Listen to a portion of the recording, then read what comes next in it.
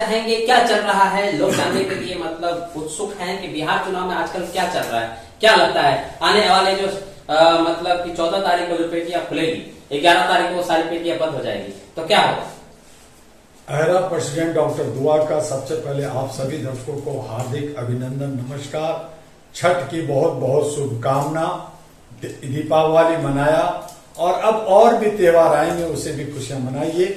लेकिन बिहार का विधानसभा की जो चुनौतियां हैं वो दिलचस्प चुनौतियां हैं। हम सब ने ये सोचा था, ये माना था कि बिहार के विकास के लिए, वहां के नौजवानों के रोजगार के लिए, वहां पे जो पेपर लीक, वहां पे जो जंगल राज, वहां पे जो असमानता, वहां पे जो अराजकता, ये सब खत्म होगा और उस पे बात होगी।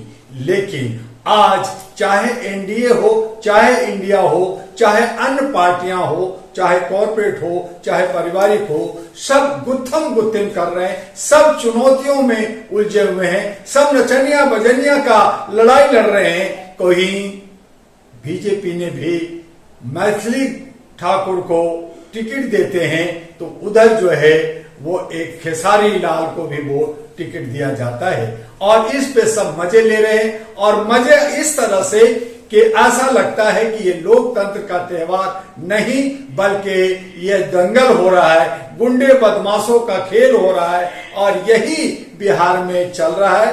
देखते हैं वहां का चुनाव किस तरह से होता है। लेकिन अगर आप मुझसे जानना चाहते हैं तो आज एनडीए जो सत्ता में है, एनडीए मीन्स मोदी जी, और मोदी जी के पंजे में है नीतीश कुमार और वहां 101 की टक्कर है।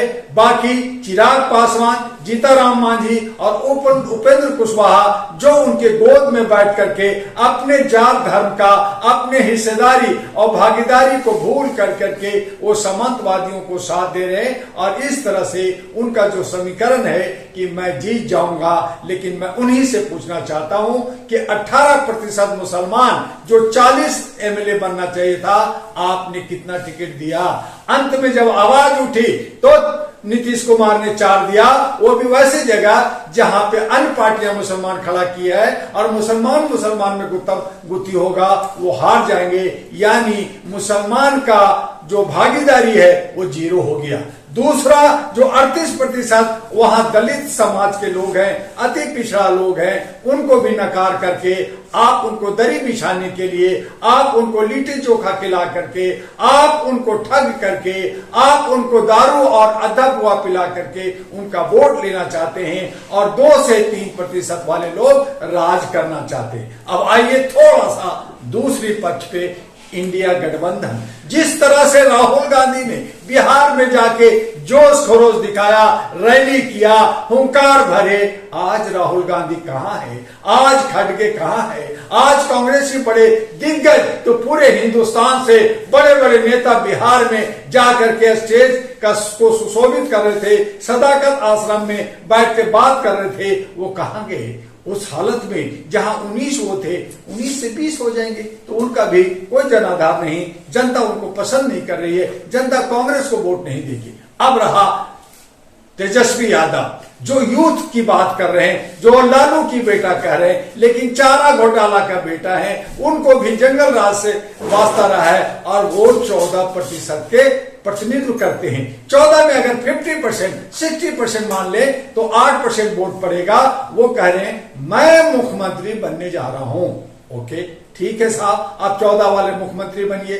फिर उप मुख्यमंत्री या तो दलित 38% वाला होना चाहिए था या 18% मुसलमान से होना चाहिए था। अब्दुल गफूर, कर्पूरी ठाकुर ऐसे नेता वहां विलेचन पैदा लिए, आप उनको दरकिनार कर करके जो 2.01% मल्ला है, जो साहनी, जो वीआईपी का अध्यक्ष है, उसे आप उप मुख्यमंत्री घोषित करते हैं।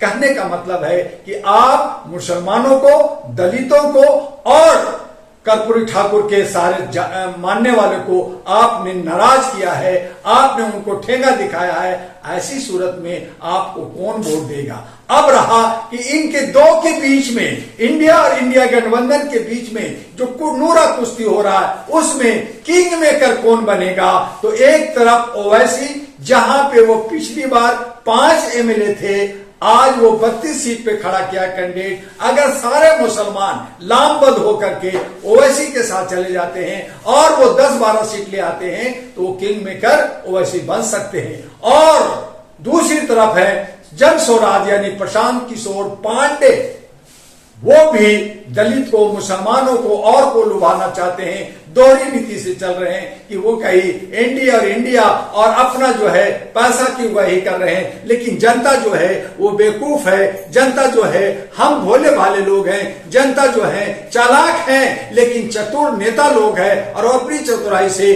वो अगर खींच लेता है 10-15 सीट प्रशांत किशोर तो वो किंग मेकर होता है और इन दोनों का खेल को बिगाड़ सकता है। इन दोनों का खेल में घुस करके वो अच्छा खासा भूमिका निभा सकता है। यही बिहार का किस्मत और यही बिहार का दशा और दिशा है। और यही बा बिहार में काबा, बिहार में कुछ न बा, बिहार में वही पुराना ढर्रा बा, वही पुराना जंगल राज बा, वही लूट खसोट बा। कोई नया समीकरण, कोई नया चेहरा, कोई नया विकास या कोई नया जो है उसका हल नहीं देखने के मिले बा। वाह, सही रहा।